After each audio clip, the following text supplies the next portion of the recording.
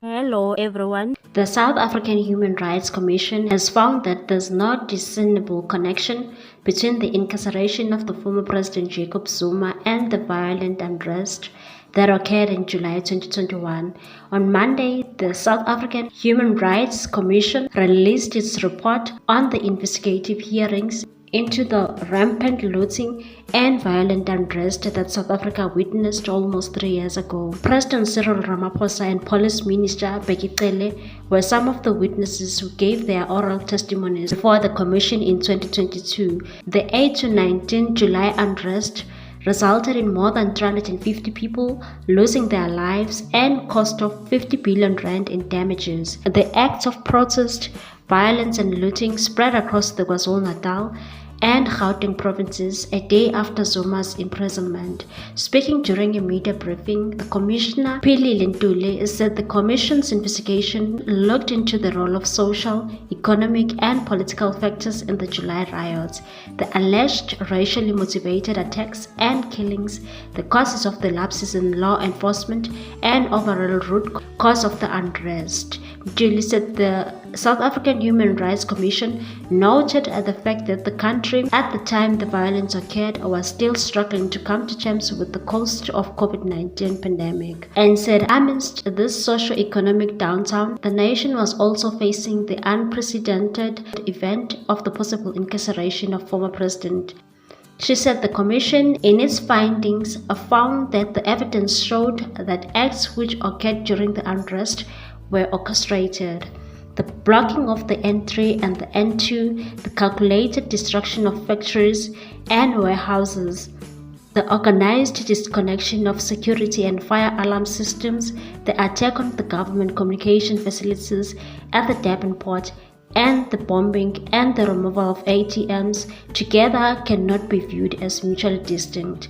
These events point to a significant investment in the execution of July unrest. The Commissioner highlighted that the evidence further points to two types of actors in and during the July unrest. Primary actors who were well-resourced led and executed the widespread destruction of property and perpetrated arson attacks. They in turn mobilized secondary actors who participated in acts of theft at malls and other business premises. The South African Human Rights Commission concluded that the timing of the events of July unrest coincided with Zuma's jailing, and therefore it could not find evidence to link the two events. Dooley further said that this caused an intertwining that blurred the lines between where one ended and when the other started. This intersection of events has led many to conclude that the two are related.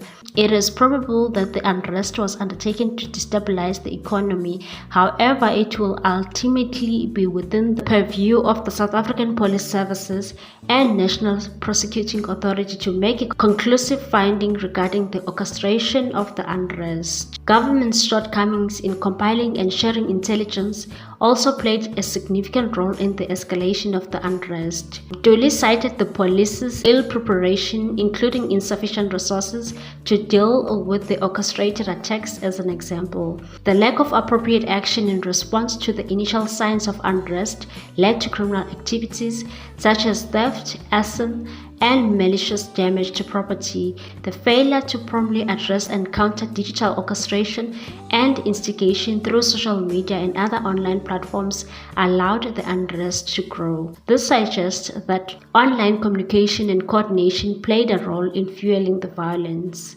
In conclusion, the Commission found that the July unrest was a violent culmination of deep-rooted political and economic discourse. It said, while evidence pointed to high-level orchestration, the common purpose or intention behind the unrest remained unclear. The violence and destruction were symptomatic of unresolved systemic conditions, including post-COVID-19 economic recovery, high unemployment, lawlessness, discrimination, socio-economic divides, and issues within the security sector. The Commission concluded that organized groups and individuals opportunistically exploited these conditions to attempt to usurp the role of law. Commission's Deputy Chairperson Fatima Cohen added and said, at this stage, there is no organ of state at whose doorstep the blame for vigilante and racist attacks and murder can be laid, the Commission is unable to legally make a finding on intellectual or financial liability for victim compensation. Meanwhile, the Commission has recommended that the State Security Agency and the Police's Crime Intelligence Division to engage and deepen relationships with different sectors of society to enhance the quality of intelligence gathered and its management. Mechanisms and measures should be put in place to address the rapid and timely flow of information in order to promote effective and efficient responses to national security threats. The President must take steps to ensure that the Commission is provided with a report on how such mechanisms and measures are being developed. The Commission further recommended that the government must take steps to address disinformation and misinformation on social media and said in the development and implementation of relevant laws regarding disinformation and misinformation, the state should ensure that this is done through a balanced approach to safeguard against harm and the risk of harm to society, while recognizing the need to combat the spread of violence through online mediums.